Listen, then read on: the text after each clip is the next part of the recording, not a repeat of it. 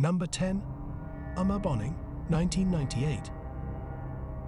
A man poses with his equally happy son hoisted on his shoulders in a bright yellow jumper for a photo. They are two ecstatic tourists from Spain who are visiting in Northern Ireland. On a busy street, they stand in front of a common red car. It was 1998, and that red car contained approximately 500 pounds, 226 kilograms of fertilizer-based explosives that would explode shortly after the picture was taken. The Real Irish Republican Army, Real IRA, a splinter group of the IRA that disagreed with the ceasefire that the IRA had agreed upon earlier that year, orchestrated the terrorist attack. The explosion would cause national and international outrage and result in 29 deaths and 220 injuries. The photographer would unfortunately pass away, but the two people in the picture would miraculously survive. 9. David A. Johnston. David A. Johnston smiles at the cameraman, Harry Glicken, who was David's student, with his legs out in front of him and a notebook and pen on his lap. His demeanor is upbeat and happy, as he ought to be. He studies the rumbling Mount St. Helens as a volcanologist. Johnston would die when Mount St. Helens erupted 13.5 hours later.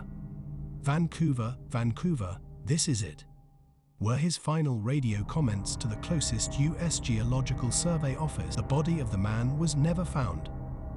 That day, Glicken was supposed to be on duty observing the volcano. But because Glicken had an interview to attend, he changed shifts with Johnston at the last minute. Glicken was devastated when he heard about the eruption and Johnston's death. He joined helicopter crews to try to find survivors for hours before they refused to let him go. Glicken would pass away from a different volcanic eruption in Japan years later, in an odd turn of events. 8. Black bear in the woods. A 300-pound black bear can be seen in the image in the forest. Behind a fallen log, about 100 feet 30 meters away, the bear appears to be following the photographer, Dash Patel, a 22-year-old Rutgers University student who had decided to go hiking with 4 of his fellow university friends in West Milford's Apsawa Preserve, took the picture on his phone. The students made the unfortunate decision to split up after the bear started chasing them. One of the group's students was absent when they regrouped. Patel, Dash. 4 hours after police arrived at the scene, Patel's body was found. The bear that he had just taken a picture of had attacked him. In addition, puncture marks and this ominous picture would be recovered from his phone. 7. Tyler Hadley. The image is hazy, as if the photographer moved the camera while taking the picture. 2 men, one of whom has shaved his head, are shown in the image holding an orange cup toward the camera. Any house party could be the source of the image. Tyler Hadley, on the other hand, is the man holding the orange cup in his hand. That same day, he killed Blake and Mary Jo Hadley with a clawed hammer while high. As the party went on, Tyler found their bodies upstairs in the house, covered in family items that brought back memories of his parents and wrapped in towels. Since he was 10 years old, Tyler had a history of verbally promising to kill his parents whenever they punished him or showed parental authority. Finally, on the day of their assassination, he promised the century-long party. He wrote at noon, "Party at McRib tonight." Maybe on his Facebook page. Because his parents were known for being strict, his classmates did not believe him. However, at 8 p.m., he posted another message, "Party at my residence, Mew." He started telling people about his murderous act at the party. He was either lying or people who heard him left. Michael Mandel, his best friend, was shown the bodies upstairs. They then posed for this well-known picture. Michael eventually left the party, and Tyler's crime was spread by word of mouth to the police. The following morning, Tyler was taken into custody and given a life sentence. Later, the Hadley house was demolished. 6. Dutch Girls of Panama. In front of Panama's wild landscape, 2 young women take a selfie. Chris Kremers and Lizen Froon, two Dutch hikers on the Alpinista Trail, are the two girls. On April 1st at 11 a.m., they started their hike. Unfortunately, they did not show up for their appointment on the 2nd, and the girls' parents stopped receiving the daily texts they had previously received. On April 6th, the parents and a comprehensive police search arrived in Panana. 10 days would be spent combing the forest. There was no evidence. A woman turned in a blue backpack 10 weeks later. Froon's personal belongings, including a camera and their phones, were contained in the backpack. There was evidence on the phones that emergency numbers had been dialed just hours before the girls started their hike, but the calls did not connect because there was no reception. On April 4th, Froon's phone died, and Kremers' phone kept turning on between April 5th and April 11th, but the wrong pin or no pin was entered each time. 90 flash photos were taken on the camera between 1 and 4 in the jungle, in complete darkness. One disturbing image depicts Kremers' blood-stained hair on the back of her head. Along with other remains, a pelvis and a foot inside a boot were discovered 2 months after the backpack was discovered. Later, these were found to belong to Chris Kremers and Lizen Froon after their DNA was tested. It is still a mystery to this day what happened to them. 5. The red-haired woman.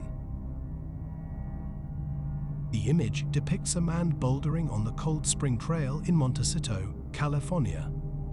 A flash of red color on the rocks behind him. Sailor Guillaume's hair is colored this red. Guillaume and her friend Brendan Michael Vega had gone on a hike later that afternoon.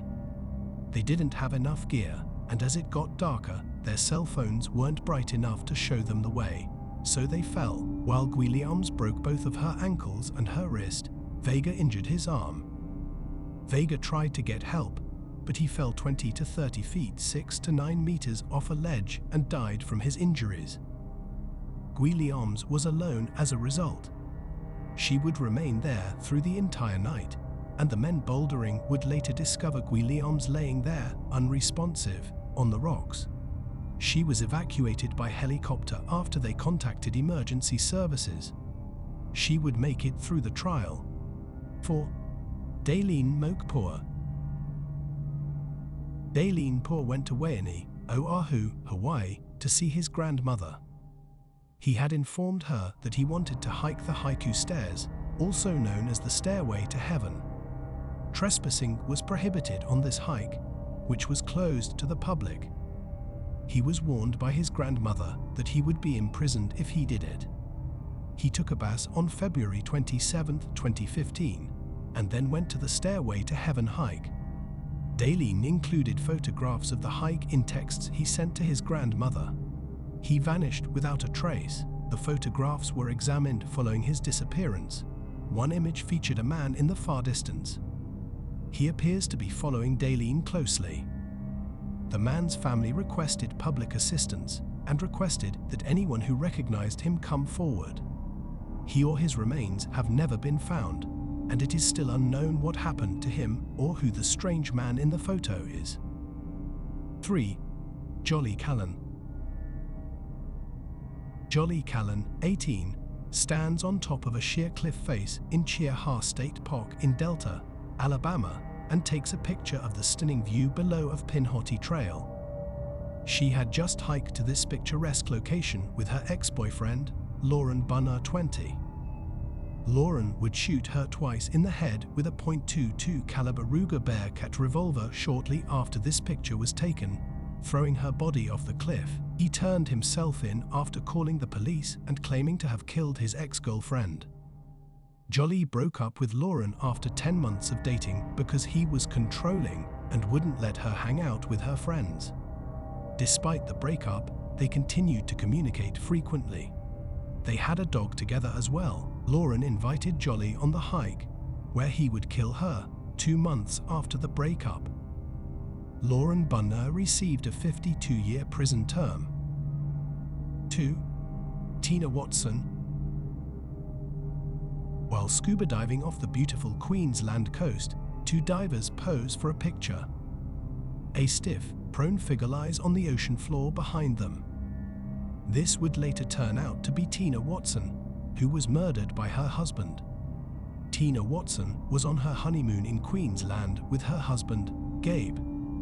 They decided to dive into the well-known and challenging SS Yongala wreck on her death day.